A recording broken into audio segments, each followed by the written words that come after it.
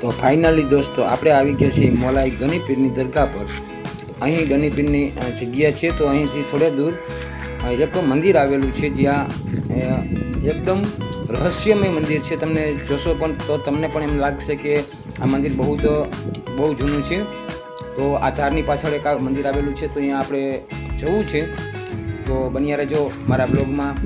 એ મંદિરની એવી ખાસિયત છે કે તમે જાણીને અચરજ પામી જશો, કારણ કે અહીંયા મને એવી લોકવાયકાઓ જાણવા મળી છે કે ત્યાં એક જૂની લિપિની અંદર, એટલે કે અરબી ભાષાની અંદર એક લિપિમાં લખેલું હતું ત્યાં કે માથા સાટે માલ। અમુક લોકોએ સર્ચ કરી તપાસ કરી અને જાણવા મળ્યું હતું કે માથા સાટે માલ એટલે આ શું છે।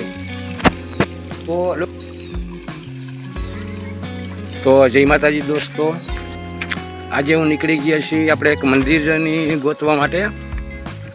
અહીં એક બહુ જૂનું મંદિર આવેલું છે, ને મંદિરમાં એમ કહેવાય છે કે ત્યાં માથા વગરનો પોઠિયો છે, જ્યાં કારણે માથું નથી એનું। અને એ મંદિરને આપણે બતાવ્યું તમને।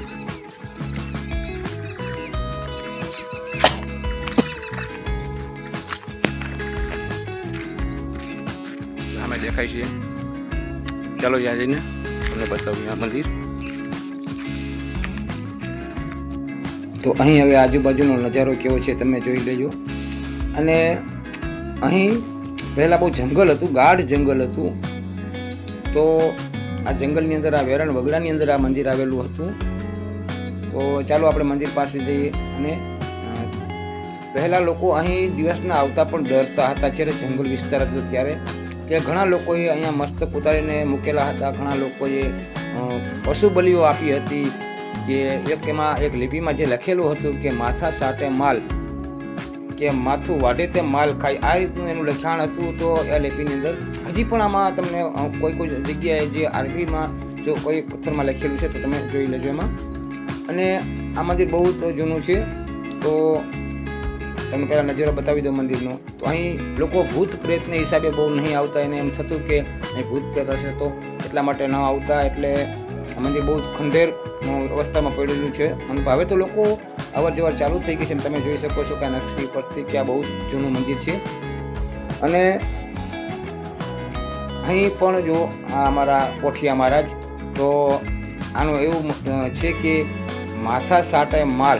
તો આ પોઠિયો તમે જોઈ રહ્યા છો। અહીંથી એક એમ કહેવાય છે કોઈ ગોવાળને એવું ખબર પડી કે આ ઘણા બધા લોકોને આ મંદિરે જીવ લીધા છે, તો એક દિવસ આ ગોવાળ ખારો થઈ અને પોઠિયાનું જ માથું એમ કહે છે કે વધારી નાખે છે। ત્યારે તમે જોઈ લેશો કે નીચે જો ખાડો દેખાય છે, ત્યાંથી એમ કે ઘણો બધો ચહેરા ઝવેરાત અને માલ નીકળી પડ્યો હતો। તો લખાણ બધું જે લોકો વાંચી અને પોતાના મસ્તક ઉતાર્યા છે, અને ઘણા બધા લોકોએ બલિયું ચડાવી છે, પણ આ મસ્તક વાર્તાની સાથે એમાંથી માલ નીકળ્યો હતો એવી અહીંથી આ લોકો પાસેથી મને જાણવા મળ્યું છે। જે લોકો અહીં વાળા વાવે છે ને એના દાદા એક મને મળ્યા હતા, અને મને આ રીતે વાત કરી કે અહીં એક મંદિર છે ને આ રીતે મંદિરનો ઇતિહાસ બનેલો છે। તો આ મંદિરે હું આવ્યો છું। તો આ મંદિર હવે બતાવી દઉં તમને કે આ ભોળાનાથનું મંદિર છે, અને અંદર જઈ અને ભોળાનાથના દર્શન પણ કરીએ। એ ભાઈ એમ કહેતા હતા કે અહીં કોઈ માણસો અવર જવર કોઈ હતું જ નહીં, આ તો હવેથી જે વાડી વિસ્તાર વધી ગયા છે, તો અહીં લોકો દર્શન કરવા આવે છે અને પૂજાપાઠ કરે છે, બાકી નહીં તો અહીં કોઈ આ વેરાણ વગડાની અંદર આ મંદિરે કોઈ ન આવતું। તો આનો ઇતિહાસ એવો છે કે માથા સાટે માલ એટલે કે માથું વાઢે તેમ માલ ખાય।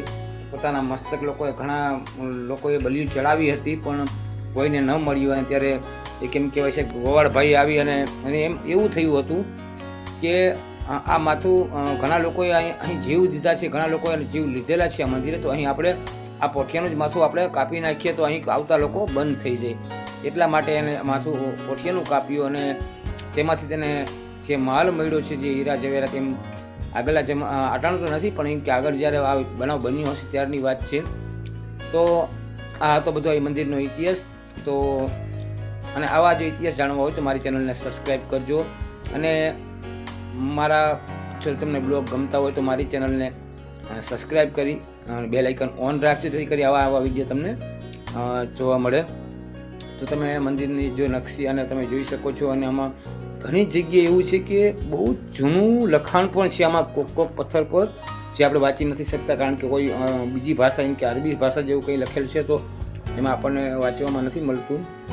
અને આ મંદિરને તમને આગેથી બહારથી પણ દૂરથી પણ નજારો બતાવી દઈએ.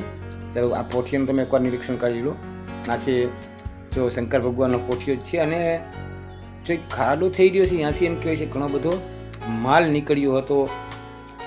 તો ચાલો તમને બહાર જઈને પણ બતાવી દઉં ત્યાં બહારથી કેવો લાગે છે નજારો એ પણ. જો અહીં ઘણું બધું મંદિર જૂનું છે અને જૂના પથ્થરોથી બનેલું છે. હજી પણ આડીખમ ઊભું છે આ મંદિર. એ બાજુમાં પણ એમ કે મંદિર હતું, પણ એ મંદિર તો પડી ગયું છે, અલગ થઈ ગયું છે. અને એ બધે ચાર રીતનું બાજુમાં પણ એક મંદિર હતું, પણ એ નથી. હવે આ પોઠિયા મહારાજ તમે જોઈ રહ્યા છો. આ છે મંદિરનો બહારનો નજારો. આમાં કોઈ પથ્થર પર પણ હજી પણ એમ કહેવાય કે જૂના અક્ષરના લખાણ છે. આમાં કેટલા વર્ષમાં બન્યું હશે એ તો કોઈનો અંદાજા નથી. પણ બાજુમાં નદી છે, એ વાડે એક દાદા હતા, દાદા પાસેથી મને જાણવા મળ્યું હતું કે આ મંદિરનો આ રીતનો ઇતિહાસ હતો. અને અત્યારે આજે આ જગ્યા પર ઠેઠ નદી છે બાજુમાં, તો નદી સુધી બધે જંગલ વિસ્તાર હતો.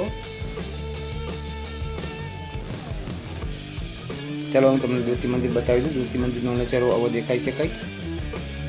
અને આ મંદિરે તમારે આવવું હોય તો અમારા કાલાવડથી અંદાજે 17 કિલોમીટર 15 થી 16 કિલોમીટર દૂર જવાનું આવશે. અને ત્યાં એક મુરીલા કરીને ગામ છે, તો ગામની બાજુમાં એક ગનીપીરની જગ્યા કહેવાય છે. તો ગનીપીરની દરગાહથી અડધા જ કિલોમીટર જેટલા પર અંતરે આવેલું છે આ મંદિર. તો કાલાવડ આવો તો આ મંદિરના દર્શન કરવા જરૂર આવજો અને આ મંદિરની મુલાકાત જરૂર લેજો. તો બધાને જય માતાજી, રાધે રાધે, હર હર મહાદેવ, ઓમ નમઃ શિવાય.